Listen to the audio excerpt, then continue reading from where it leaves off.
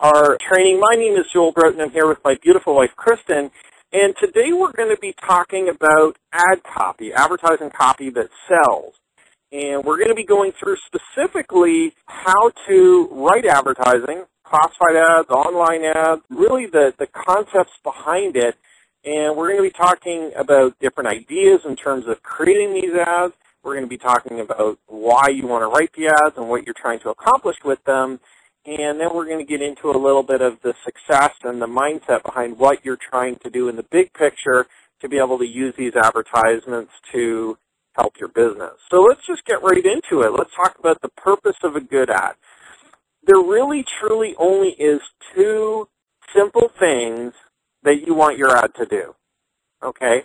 And I've talked to a lot of people over the years, and they're trying to write the perfect ad, and they try to write a whole story, and they're trying to pre-sell their prospects in the ad, and they're trying to explain their business or sell their business or talk about their products. And what happens is they confuse things, and prospects that are confused are just going to not bother. They're going to move to the next ad. So we only want to do two things, and here are the two things. Grab a piece of paper and a pen and write these down. Number one, get attention. You want to get attention with your ad because often in classified ads, whether they be online or offline, in a newspaper, in a magazine, whether they be on the internet, people are bombarded constantly with advertisements. So your ad needs to stick out and grab their attention. And the second thing that your ad needs to do is just simply get them to respond or get a response. All right? Have them phone a phone number, have them go to a website, have them call you directly. Whatever it is that you want that prospect to do, you need to encourage them to respond to the ad immediately. So again, there really only is two purposes to an advertisement, a classified ad or an online ad. One is to get their attention. Two is to get them to immediately respond. There is nothing else that you need to do in your advertisements because when they respond, that's when you're going to start the selling process. That's when you're going to start actually providing more information about your offer, about your business, about your products and services, about the opportunity, whatever it is that you're offering them. Once they've responded, now you have that opportunity to sell to them. Before that, in a tiny little classified ad or in an online ad that really doesn't have a lot of words or a lot of space, you can't talk about your whole business. You can't talk about yourself. You can't talk about all these different things in a small little written ad. So again, simply get attention and get a response. So let's talk about how to write a good ad copy to be able to do those two things, which is get attention and get response. There are three simple things that I use all the time, which have consistently worked for over a decade for me without any deviation. The first thing is a strong headline, and the headline is what's going to get their attention. The headline is going to take up the majority of time. You're going to want to spend at least 75% to 80% of your time writing your headline. Now, the second part is the body, which is just a short description to get them to read and continue to be interested. And the third thing is the call to action, which is the specific action you want them to do. So let's break these down a little bit more. When you're writing a headline, you always want it to specifically talk to the audience in terms of what they are looking for or what they want to accomplish. So if you're writing an ad for a business opportunity or a make money from home type opportunity, which a lot of us are in that industry, so I'll focus specifically on that, we want to grab their attention with what it is that we're offering them that they want, which is getting paid from home, making money the easy way, making money online, making a certain amount of money per week or per month, all right? Things like that kind of draw them in. We want to focus, again, not on ourselves. We don't want to focus on our product or our business or ourselves. We want to focus on what it is the prospect wants or is looking for, that this need or this want that they have that we can fill. Also, in the headline, we want it to stand out. So we usually bold the headline. We usually write the whole headline in all capitals. Sometimes we'll put an exclamation point at the end just to make it really stand out. Now, the body is very simple. It's just kind of a few little intriguing words or phrases that kind of get the person interested enough that the headline draws them in and draws their attention, that the body then kind of gets them interested enough to take the action that we want. So normally we'll write something, again, very simple, and we like to keep these short and sweet. You don't want to go on and on and on starting to sell the prospect.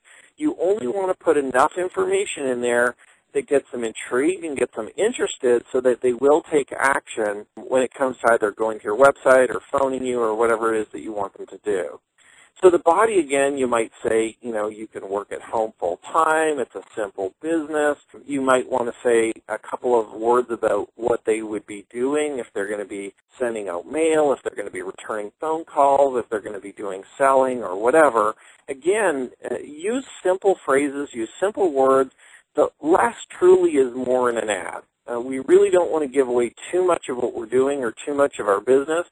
If the prospect has questions after they read your classified ad, that's actually a good thing. Okay? If they have questions, if they don't fully understand what it is that you're doing and they're intrigued enough to say, geez, I wonder what this is all about. I wonder if this is something that I could do. I wonder if this is something that can get me what that headline says it's going to provide me with. All right, so that's the body. It's just going to be usually either one sentence or two sentences or a few words thrown together. And then the call to action is very important.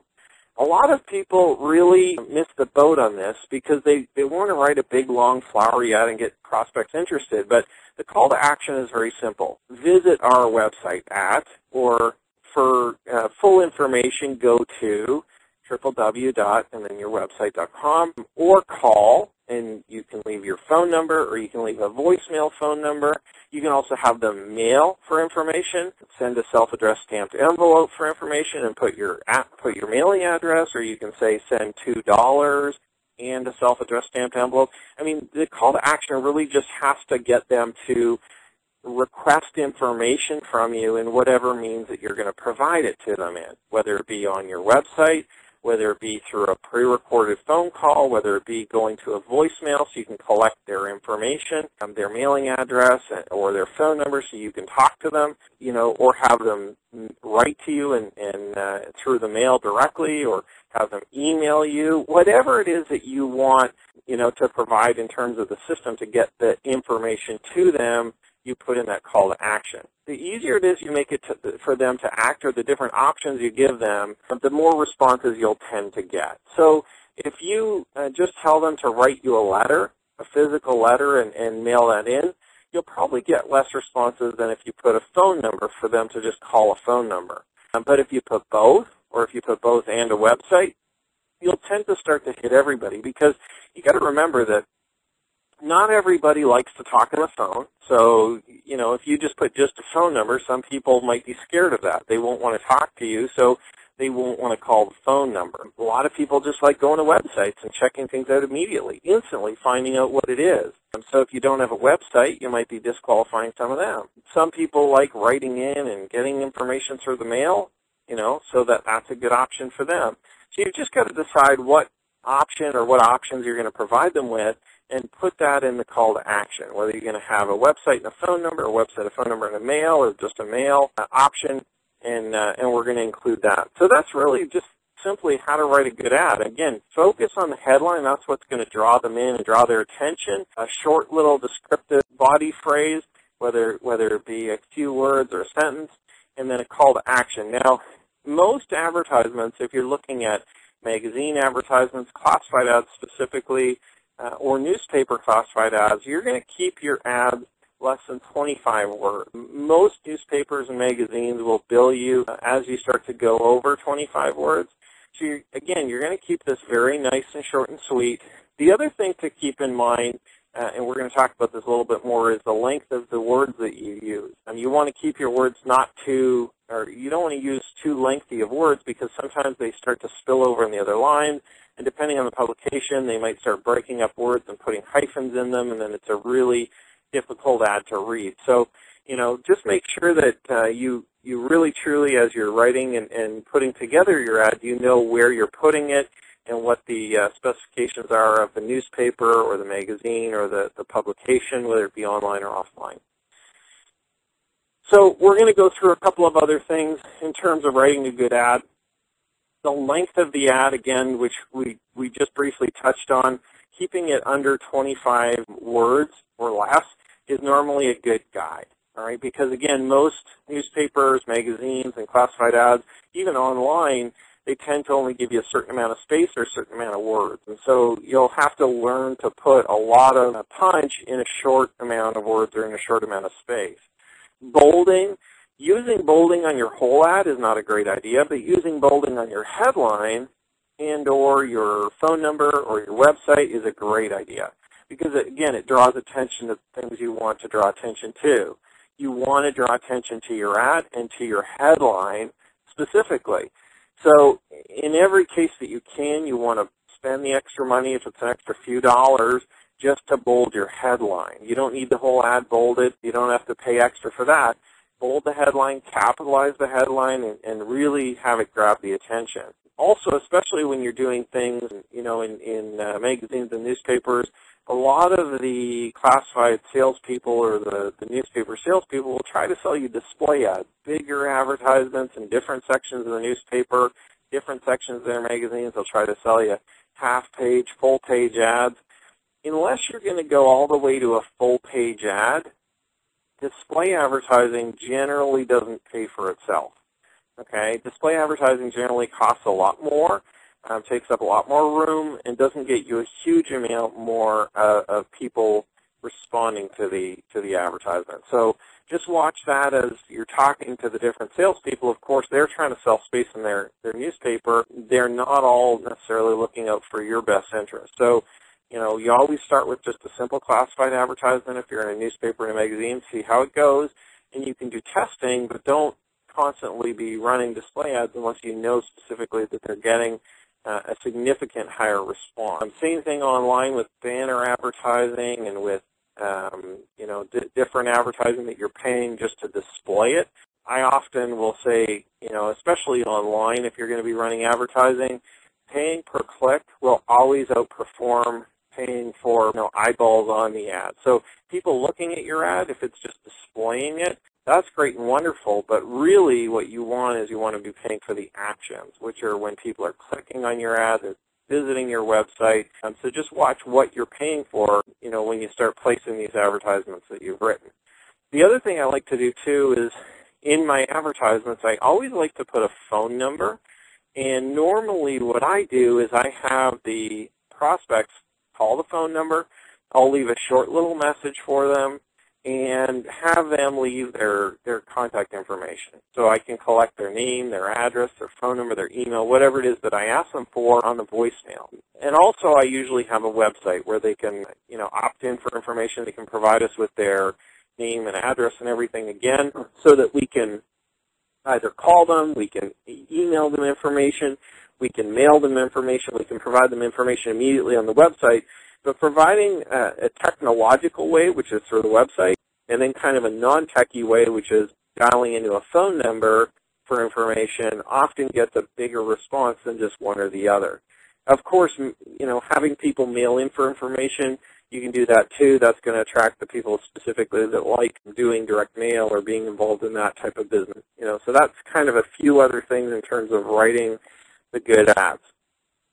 One difference that I want to talk about a little bit too online is that sometimes length isn't as much of an issue because you're not necessarily paying for the space so much as paying for either the clicks or the actions or the people looking at your advertisement. So you can often add pictures, you can often add bigger text, you can add colors, you can add all kinds of things. So take advantage of that without going overboard. You still want it to look professional, you still want it to grab attention, but don't go crazy with putting a rainbow of colors through your ad just because you can.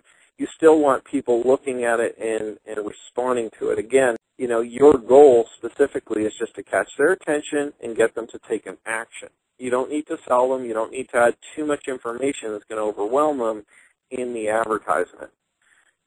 So let's just move on to advertising strategies because this, I think, is the most important part of our advertising training today, which is tracking your success, reinforcing your success, all right? When you start advertising, whether it be in newspapers or online, you need to be able to have a way to track what it is that you're doing, okay? You need to be able to know, okay, well, I spent, let's say, $50 on an advertisement, or let's say I spent $12 on an advertisement or $100 on an advertisement. How many prospects did I get for that money?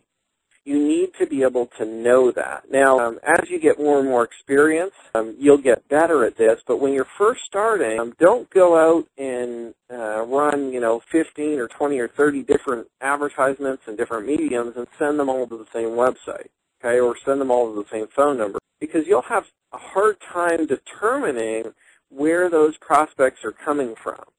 So when you're first starting out, what I recommend is that you pick one or two publications that are in different areas. For instance, like maybe you'll pick one publication that's in New York, one publication that's in California, and you'll send them both to the same phone number. Well, when somebody calls in from California, it's from the California newspaper or magazine. And you know that when they call in from New York, that's the publication they're calling in from. If you go and you start running advertising in all the different boroughs of New York, all the different communities in New York State, it starts to get muddled, and you start to not know which publication is doing well and which publication is not doing well. So tracking your success is very important. And like I said, that's the easiest way to do it, is just pick different states and just run them in different states. Now, you'll get the odd person that was visiting their aunt in New York, and then they flew back to California, and they took the newspaper with them, and they called in. But that's not going to skew your results or your success very much. One or two people here and there that pick up a newspaper in one state or find the information in some other state and then go back home, and that won't change your results enough to make a difference, all right? So track your success, track your numbers, figure out how much it costs you per prospect as you're running your advertisement. So again, let's say you run a $12 advertisement in a weekly newspaper out in California. Well, how many phone calls did you get for that $12? Did you get 6? Did you get 12? Did you get 20? Did you get 24? Let's say, for instance, you get 12. Well, 12 phone calls, and let's just say, granted, you could understand everybody and you got all their addresses, and that's going to cost you $1 per prospect through that newspaper. Now, based on that, obviously, you're not going to be able to determine yet whether or not it's a good cost or not a good cost in terms of your success yet, until you see the results from doing your mailings or doing your sales. Okay, when you either phone them back or you do a mailing to them, or they go to your website and decide to buy or not. And so once your mailings are done, or once your phone calling is done and you've got some sales, then you can determine, well, geez, look, I spent $12, I got 12 prospects, so it cost me $1 per prospect, and let's say you made, let's just say, $20 back. All right, well, now you know that you got an $8 profit from that advertisement. Well, you're going to continue to want to run that advertisement week after week, month after month, year after year in that newspaper, and obviously you want to continue to track it, because sometimes the advertisements don't do as well. You don't want to be continuously running advertisements that don't make you money or that don't at least break even, because what will happen after a while is, obviously, you're losing so much money, you're going to be out of business. So track your success and track what it's doing. Here's another interesting little point in terms of tracking your success and figuring out if you're doing good or not. A lot of people think they need to make money immediately in direct mail or in their business to be able to be successful. That's untrue. A lot of times when I run advertisements, I actually break even the first month on my advertising. So, for instance, maybe I'll spend $100 on an advertisement here in Pennsylvania, and I'll generate back $100 in sales, okay? And to the average person, you might think, well, geez, that was kind of dumb, I broke even. No, not really, because I might have generated 20 or 30 or 50 or 100 or more leads or prospects of people that are interested in this type of business. Now, I might have only sold $100 worth of my products or services or business to those people immediately, but I've got all those names now which are an asset to my company or an asset to my home-based business, because I can offer them other things now to purchase. I can offer them either the same thing again, or I can offer them a monthly subscription. So month one, maybe I broke even, but maybe month two, if people are renewing memberships, or if they're buying from me again, or if they're buying something else from me, then I'm going to be able to generate income over and over and over again, month after month, from those prospects from that first advertisement that I ran. Here's the interesting thing. Those prospects, the second time I want to use them, or I want to mail to them, or I want to approach them with something, cost me zero, right? The cost the first time to generate them was $100, but the second time that I want to use them, they actually cost me zero. So now they're free for me to use them again and again and again and again if I choose to. If I want to sell them something else, or if I want to sell them something related, or if I just want to try to sell them the same thing again. They're a free prospect, so it's definitely worthwhile, even if you're breaking even. And you know what? Sometimes I'll continue running advertisements even when I'm losing a bit of money. Obviously, if I'm losing my shirt and I'm, spending $100 and only getting back $5, that's really not a good deal. But if I'm spending $100 and I'm only making $60 or I'm making $80, sometimes I'll continue also advertising, because the second month I might make another $10 or another $20. Then the third month I might make another $20. The fourth month I might make another $10. So I may still be profitable. It just might take 2 months or 3 months or 4 months or 6 months or 12 months for that prospect or that group of prospects to be profitable for my business. Here's the next thing you need to do. As you're advertising and tracking your success and figuring out which publications are the best, whether it be offline or online, magazines, newspapers, pay-per-click advertising, whatever it is that you're doing, once you start finding the successful ones, you need to start reinforcing your success. Here's how you do that. There's two methods, basically, that I use to reinforce my success. The first way is that I use the same advertisement that I wrote, and I put it in more publications. So, for instance, if I ran a small classified ad in a weekly newspaper in Los Angeles or in California, or New York or wherever, and it worked, what I'll do is I'll take that exact same classified ad, and I'll go run it in Pennsylvania, and I'll run it in Florida, and I'll run it in Minnesota, and I'll run it in Michigan. I'll run it all over the place because it was working and it was successful. Now, I'll continue to track my success in all the other states and see, as my ad gets, more exposure, is it generating the same results? I obviously want to track that, but, reinforcing my success in multiple publications all over the place, once I find an ad that's generating me good numbers of prospects or it's generating me a profit, I want to just start expanding out and reinforcing that. Here's the other way to start reinforcing your success. It's to start taking your offer with your advertisement into different venues. So instead of just running all the newspapers, you might take that same advertisement, that same offer, and run it online, or run it in a magazine, or run it on different kinds of direct mailings or postcards or whatever it is that you have available to you, and trying some of the different medium for that same advertisement, for that same offer. And that will continue to help you grow your business to the level that you want. There is so many different mediums of advertising available to us out there in terms of newspapers, magazines, print publications, direct mail options, postcards, online advertisements. There's hundreds of thousands of different websites we can advertise on. So there's never going to be a shortage of people to approach or places to place your ads. The important thing is to obviously have a good ad, write a good ad, and then track your success and reinforce the success where it's working.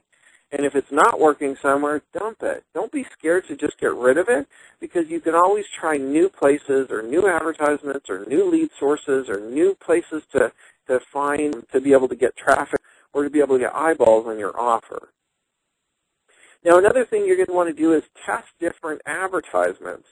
Once you've found a really good ad that works, okay, and it's working in, let's say, 5 newspapers, and then 10 newspapers, and then 20 newspapers and a magazine, and then 30 newspapers and 4 magazines, you never want to sit back and think that that's the only ad that works or that's the best possible ad.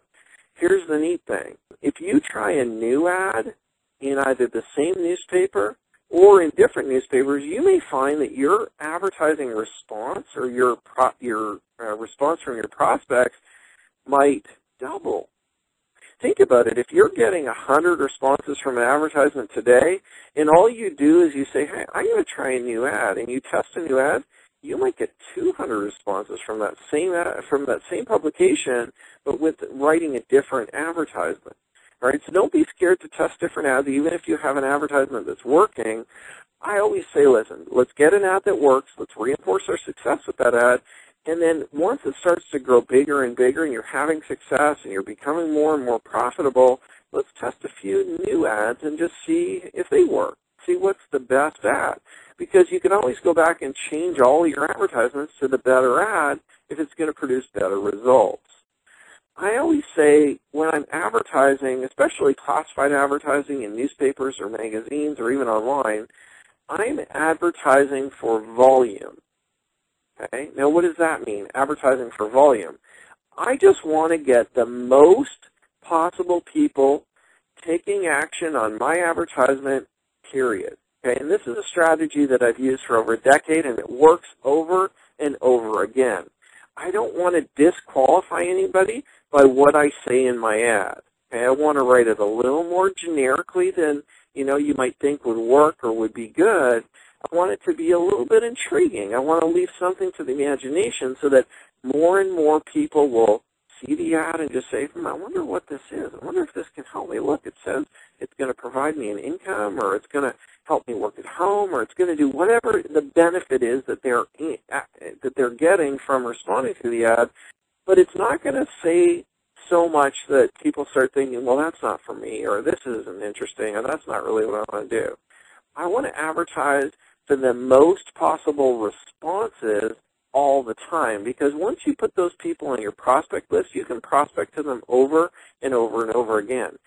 A lot of people out there, especially salespeople, will say, well, no, I only want to talk to the 5 best prospects, so I'm going to provide them with so much information in my ad or so much information in the initial contact that I'm going to just disqualify most of them. And I'm only going to talk to the 5 that really want my offer that I can sell to.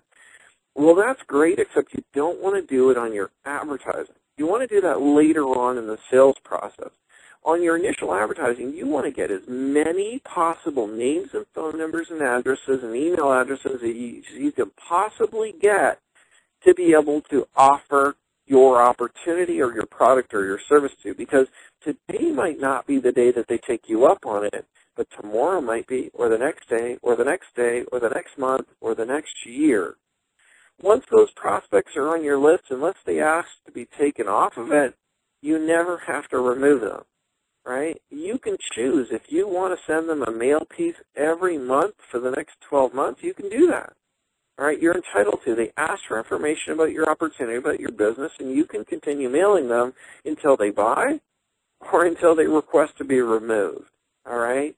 So just think about that. You pay for the lead once, and you can use it over and over again as long as it's profitable for you in your business. So always advertise for volume. All right? Always advertise for the most possible responses. And then during the sales process or during your business process, you can start to work those numbers down. Hopefully you got a lot out of our advertising, classified advertising, online advertising kind of talk today. We did talk specifically about getting attention and getting a good response from an ad, and that being the number one thing that you're trying to accomplish. We talked about the headlines and the call to action in the advertisement, specifically getting them to do what you want them to do. And then, of course, I talked a little bit about making sure you always track your success and reinforce your success in more and more publications and more venues to be able to get more and more volume of prospects for your business. Listen, advertising and classified advertising and this type of business is not difficult. You just have to be willing to take a little bit of a risk, to write an ad, to maybe spend a few dollars to get the advertisement out there to see if you get a response, and just track it and treat it like a real business. And continue to test and try things until you find what works. I'll tell you what, when I first got started in a home-based business, I spent a lot of money advertising, trying things, testing things, seeing what worked, seeing what didn't work. that was the best training I ever had. And I didn't have anybody teaching me about classified ads or teaching me about what to say and what not to say and how to write it and where to put it. Okay? They didn't teach me about that. But what I did was I took the opportunity to just say, you know what, I'm just going to try something. I'm going to throw a bit of money into it and see what happens. Now, classified advertising, you don't have to spend thousands of dollars on. Spend $20 on an ad. See what happens. Spend $30, $50, $100 on a few ads. See what happened with them. See if you get a response. All right? And then what you can do is you can track your success and reinforce it to grow your business bigger and bigger. Hopefully this has been helpful for you today. I encourage you to continue building your business to be able to generate yourself a really long-term successful income with us. And I look forward to continuing to work with each and every one of you.